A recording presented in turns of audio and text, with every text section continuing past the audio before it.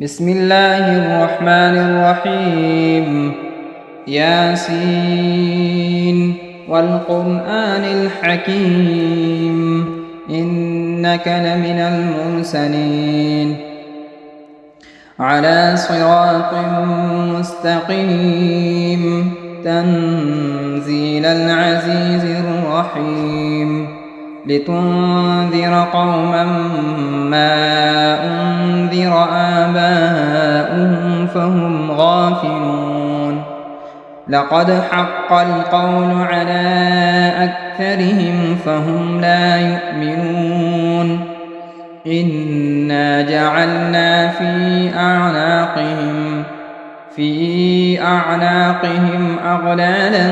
فهي إلى الأذقان فهم مقمحون وجعلنا من بين أيديهم سدا ومن خلفهم سدا فأغشيناهم فهم لا يبصرون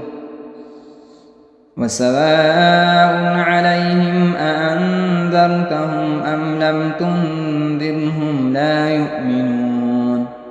إنما تنذر من اتبع الذكر وخشي الرحمن بالغيب فبشره بمغفرة وأجر كريم إنا نحن نحيي الموتى ونكتب ما قدموا وآثارهم وكل شيء أحصيناه في إمام مبين واضرب لهم مثلا أصحاب القرية إذ جاءها المرسلون إذ أرسلنا إليهم اثنين فكذبوهما فعززنا بثالث فقالوا إنا إليكم مرسلون قالوا ما أنتم إلا بشر مثلنا وما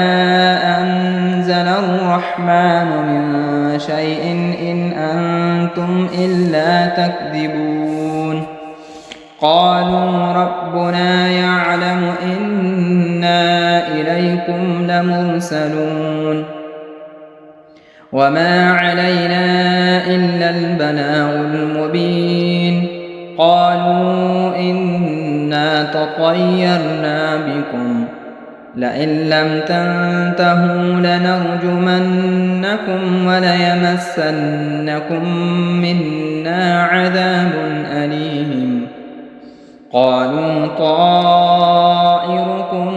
معكم أئن ذكرتم بل أنتم قوم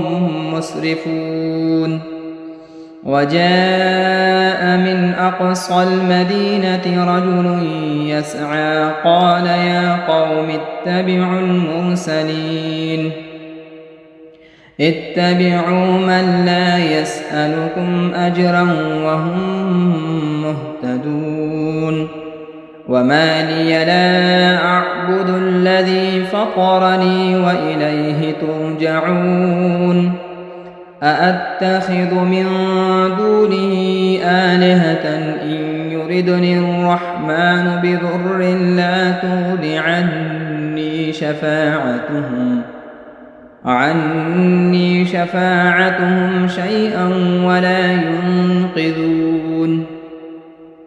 إني إذا لفي ضلال مبين إني آمنت بربكم فاسمعون قيل ادخل الجنة قال يا ليت قومي يعلمون بما غفر لي ربي وجعلني من المكرمين وما أنزلنا على قومه من بعده من جند من السماء وما كنا منزلين إن كانت إلا صيحة واحدة فإذا هم خامدون يا حسرة على العباد ما يأتيهم من رسول إلا كانوا به يستهزئون ألم يروا كم أهلكنا قبلهم من القرون أنهم إليهم لا يرجعون وإن كل لما جميع لدينا محضرون وآية لهم الأرض الميتة أحييناها وأخرجنا منها حبا فمنه يأكلون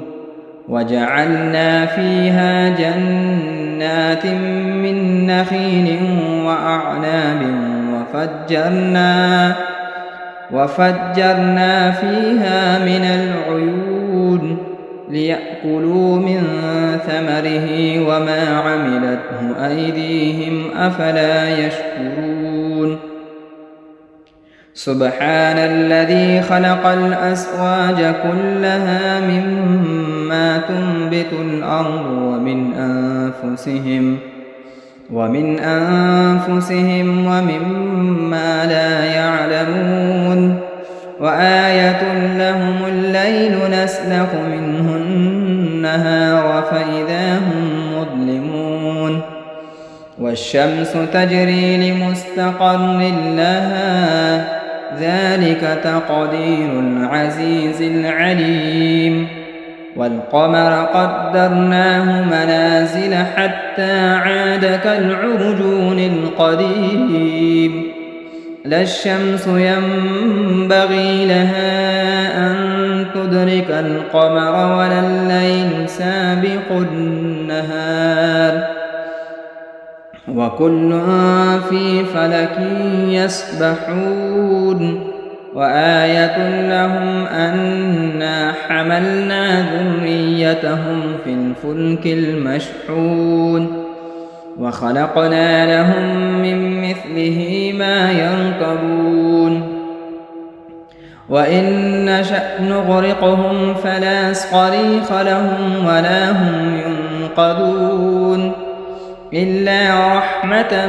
منا ومتاعا إلى حين وإذا قيل لهم اتقوا ما بين أيديكم وما خلفكم لعلكم ترحمون وما تأتيهم من آية من آيات ربهم إلا كانوا عنها معرضين وإذا قيل لهم أنفقوا مما رزقكم الله قال الذين كفروا للذين آمنوا أنطعم من لو يشاء الله أطعمه إن أنتم إلا في ضلال مبين ويقولون متى هذا الوعد إن كنتم صادقين ما ينظرون إلا صيحة واحدة تأخذهم وهم يخصمون فلا يستطيعون توصية ولا إلى أهلهم يرجعون ونفخ في الصور فإذا هم من الأجداث إلى ربهم ينسلون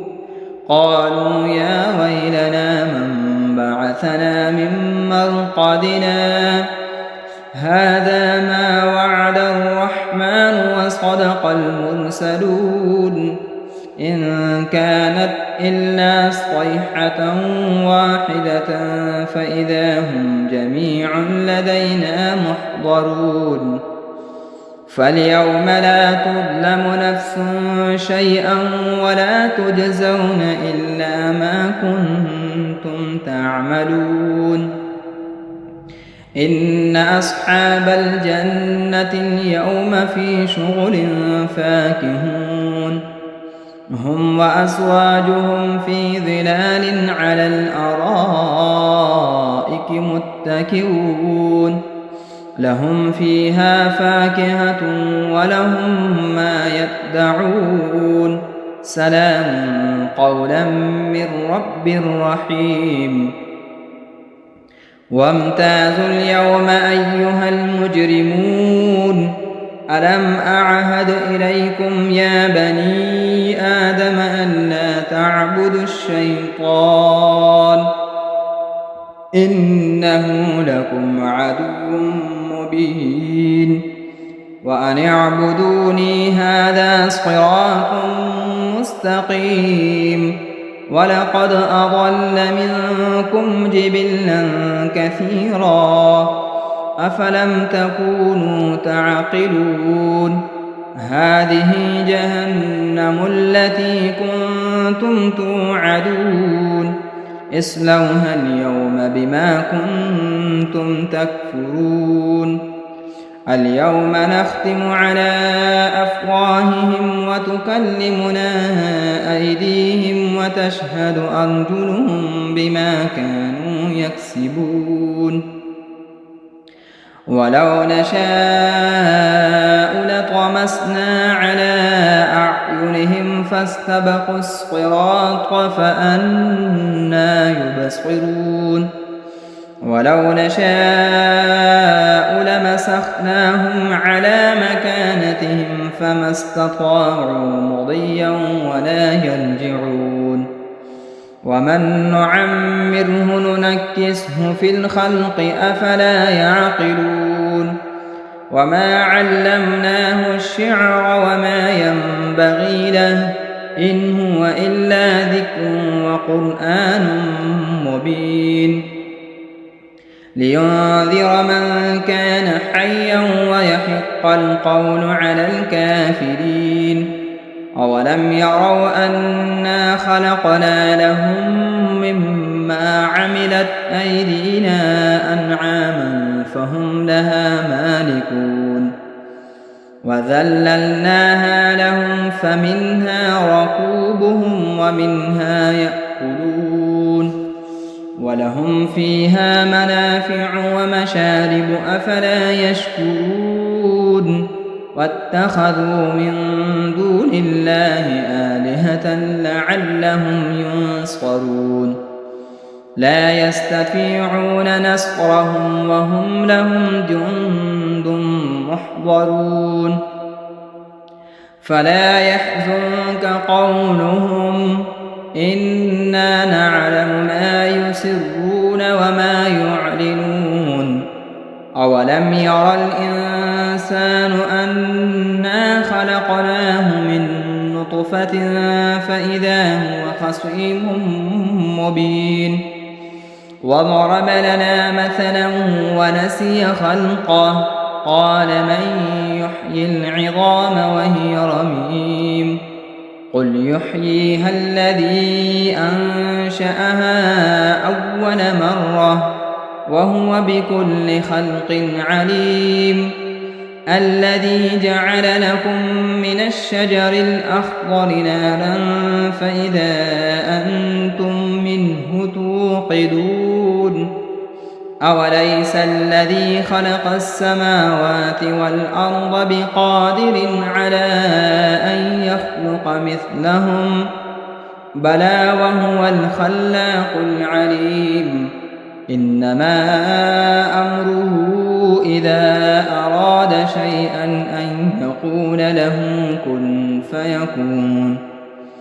فسبحان الذي بيده ملكوت كل شيء وإليه ترجعون بسم الله الرحمن الرحيم الرحمن علم القرآن خلق الإنسان علمه البيان الشمس والقمر بحسبان والنجم والشجر يسجدان والسماء رفعها ووضع الميزان ألا تطغوا في الميزان وأقيموا الوزن بالقسط ولا تخسروا الميزان والأرض وضعها للأنام فيها فاكهة والنخل ذات الأكمام والحب ذو العصف والريحان فبأي آلاء ربكما تكذبان خلق الإنسان من صلصال كالفخار وخلق الجان من مارج من نار فبأي آلاء ربكما تكذبان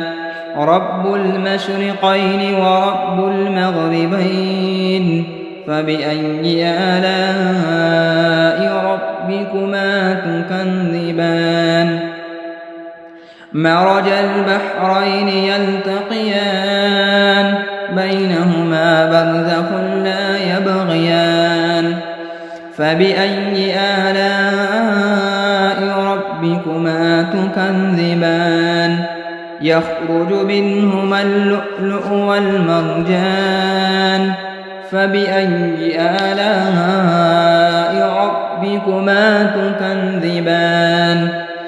وله الجوار المنشآت في البحر كالأعلام فبأي آلاء ربكما تكذبان كل من عليها فان ويبقى وجه ربك ذو الجلال والإكرام فبأي آلاء ربكما تكذبان يسأله من في السماوات والأرض كل يوم هو في شأن فبأي آلاء ربكما تكذبان سنفرغ لكم أيها الثقلان فبأي آلاء ربكما تكذبان يا معشر الجن والإنس إن استطعتم أن تنفذوا من أقطار السماوات والأرض فانفذوا لا تنفذون إلا بسلطان فبأي آلاء ربكما تكذبان يرسل عليكما شؤاد من نار ونحاس فلا تنتصران فبأي آلاء ربكما تكذبان فإذا انشقت السماء فكانت وردة كالدهان فبأي آلاء ربكما تكذبان فيومئذ لا يسأل عن ذنبه إنس ولا جان فبأي آلاء ربكما تكذبان يعرف المجرمون بسيماهم فيؤخذ بالنواصي والأقدام فبأي آلاء ربكما تكذبان هذه جهنم التي يكذب بها المجرمون يطوفون بينها وبين حميم آن فبأي آلاء ربكما تكذبان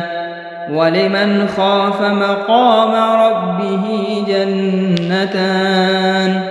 فبأي آلاء ربكما تكذبان ذواتا أفنان فبأي آلاء ربكما تكذبان فيهما عينان تجريان فبأي آلاء ربكما تكذبان فيهما من كل فاكهة زوجان فبأي آلاء ربكما تكذبان متكئين على فرش بطائنها من استبرق وجنى الجنتين دان فبأي آلاء ربكما تكذبان فيهن قاصرات الطرف لم يطمثهن إنس قبلهم ولا جان فبأي آلاء ربكما تكذبان كأنهن الياقوت والمرجان فبأي آلاء ربكما تكذبان هل جزاء الإحسان إلا الإحسان فبأي آلاء ربكما تكذبان ومن دونهما جنتان فبأي آلاء ربكما تكذبان مدهامتان فبأي آلاء ربكما تكذبان فيهما عينان نضاختان فبأي آلاء ربكما تكذبان فيهما فاكهة ونخل ورمان فبأي آلاء ربكما تكذبان فيهن خيرات حسان فبأي آلاء ربكما تكذبان حور مقصورات في الخيام فبأي آلاء ربكما تكذبان لم يطمثهن إنس قبلهم ولا جان فبأي آلاء ربكما تكذبان متكئين على رفرف خضر وعبقري حسان فبأي آلاء ربكما تكذبان تبارك اسم ربك ذي الجلال والإكرام بسم الله الرحمن الرحيم إذا وقعت الواقعة ليس لوقعتها كاذبة خافضة رافعة إذا رجت الأرض رجا وبست الجبال بسا فكانت هباء منبثا وكنتم أزواجا ثلاثا فأصحاب الميمنة ما أصحاب الميمنة وأصحاب المشأمة ما أصحاب المشأمة والسابقون السابقون أولئك المقربون في جنات النعيم ثلة من الأولين وقليل من الآخرين على سرر موضونة متكئين عليها متقابلين يطوف عليهم ولدان مخلدون بأكواب وأباريق وكأس من معين لا يصدعون عنها ولا ينزفون وفاكهة مما يتخيرون ولحم طير مما يشتهون وحور عين كأمثال اللؤلؤ المكنون جزاء بما كانوا يعملون لا يسمعون فيها لغوا ولا تأثيما إلا قيلا سلاما سلاما. وأصحاب اليمين ما أصحاب اليمين في سدر مخضود وطلح منضود وظل ممدود وماء مسكوب وفاكهة كثيرة لا مقطوعة ولا ممنوعة وفرش مرفوعة إنا أنشأناهن إنشاء فجعلناهن أبكارا عربا أترابا لأصحاب اليمين ثلة من الأولين وثلة من الآخرين. وأصحاب الشمال ما أصحاب الشمال في سموم وحميم وظل من يحموم لا بارد ولا كريم إنهم كانوا قبل ذلك مترفين وكانوا يصرون على الحنث العظيم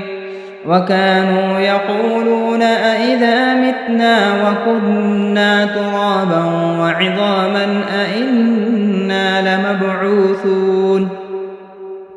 أو آباؤنا الأولون قل إن الأولين والآخرين لمجموعون إلى ميقات يوم معلوم ثم إنكم أيها الضالون المكذبون لآكلون من شجر من زقوم فمالئون منها البطون فشاربون عليه من الحميم فشاربون شرب الهيم هذا نزلهم يوم الدين نحن خلقناكم فلولا تصدقون أفرأيتم ما تمنون أأنتم تخلقونه أم نحن الخالقون نحن قدرنا بينكم الموت وما نحن بمسبوقين على أن نبدل أمثالكم وننشئكم فيما لا تعلمون ولقد علمتم النشأة الأولى فلولا تذكرون أفرأيتم ما تحرثون أأنتم تزرعونه أم نحن الزارعون لو نشاء لجعلناه حطاما فظلتم تفكهون إنا لمغرمون بل نحن محرومون أفرأيتم الماء الذي تشربون أأنتم أنزلتموه من المزن أم نحن المنزلون لو نشاء جعلناه أجاجا فلولا تشكرون أفرأيتم النار التي تورون أأنتم أنشأتم شجرتها أم نحن المنشئون نحن جعلناها تذكرة ومتاعا للمقوين فسبح باسم ربك العظيم فلا أقسم بمواقع النجوم وإنه لقسم لو تعلمون عظيم إنه لقرآن كريم في كتاب مكنون لا يمسه إلا المطهرون تنزيل من رب العالمين أفبهذا الحديث أنتم مدهنون وتجعلون رزقكم أنكم تكذبون فلولا إذا بلغت الحلقوم وأنتم حينئذ تنظرون ونحن أقرب إليه منكم ولكن لا تبصرون فلولا إن كنتم غير مدينين ارجعونها إن كنتم صادقين فأما إن كان من المقربين فروح وريحان وجنة نعيم وأما إن كان من أصحاب اليمين فسلام لك من أصحاب اليمين وأما إن كان من المكذبين الضالين فنزل من حميم وتصلية جحيم إن هذا لهو حق اليقين فسبح باسم ربك العظيم بسم الله الرحمن الرحيم تبارك الذي بيده الملك وهو على كل شيء قدير الذي خلق الموت والحياة ليبلوكم أيكم أحسن عملا وهو العزيز الغفور الذي خلق 7 سماوات طباقا ما ترى في خلق الرحمن من تفاوت فارجع البصر هل ترى من فتور ثم ارجع البصر كرتين ينقلب إليك البصر خاسئا وهو حسير ولقد زينا السماء الدنيا بمصابيح وجعلناها رجوما للشياطين وأعتدنا لهم عذاب السعير وللذين كفروا بربهم عذاب جهنم وبئس المصير إذا ألقوا فيها سمعوا لها شهيقا وهي تفور تكاد تميز من الغيظ كلما ألقي فيها فوج سألهم خزنتها ألم يأتكم نذير قالوا بلى قد جاءنا نذير فكذبنا وقلنا ما نزل الله من شيء إن أنتم إلا في ضلال كبير وقالوا لو كنا نسمع أو نعقل ما كنا في أصحاب السعير فاعترفوا بذنبهم فسحقا لأصحاب السعير إن الذين يخشون ربهم بالغيب لهم مغفرة وأجر كبير وأسروا قولكم أو اجهروا به إنه عليم بذات الصدور ألا يعلم من خلق وهو اللطيف الخبير هو الذي جعل لكم الأرض ذلولا فامشوا في مناكبها وكلوا من رزقه وإليه النشور أأمنتم من في السماء أن يخسف بكم الأرض فإذا هي تمور أم أمنتم من في السماء أن يرسل عليكم حاصبا فستعلمون كيف نذير ولقد كذب الذين من قبلهم فكيف كان نكير أولم يروا إلى الطير فوقهم صافات ويقبض ما يمسكهن إلا الرحمن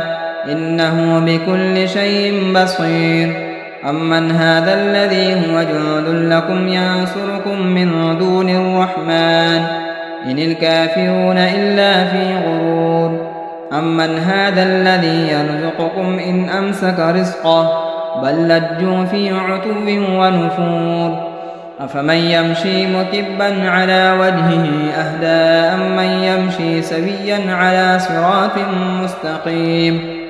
قل هو الذي أنشأكم وجعل لكم السمع والأبصار والأفئدة قليلا ما تشكرون قل هو الذي ذرأكم في الأرض وإليه تحشرون ويقولون متى هذا الوعد إن كنتم صادقين قل إنما العلم عند الله وإنما أنا نذير مبين فلما رأوه زلفة سيئت وجوه الذين كفروا وقيل هذا الذي كنتم به تدعون قل أرأيتم إن أهلكني الله ومن معي أو رحمنا فمن يجير الكافرين من عذاب أليم قل هو الرحمن آمنا به وعليه توكلنا فستعلمون من هو في ضلال مبين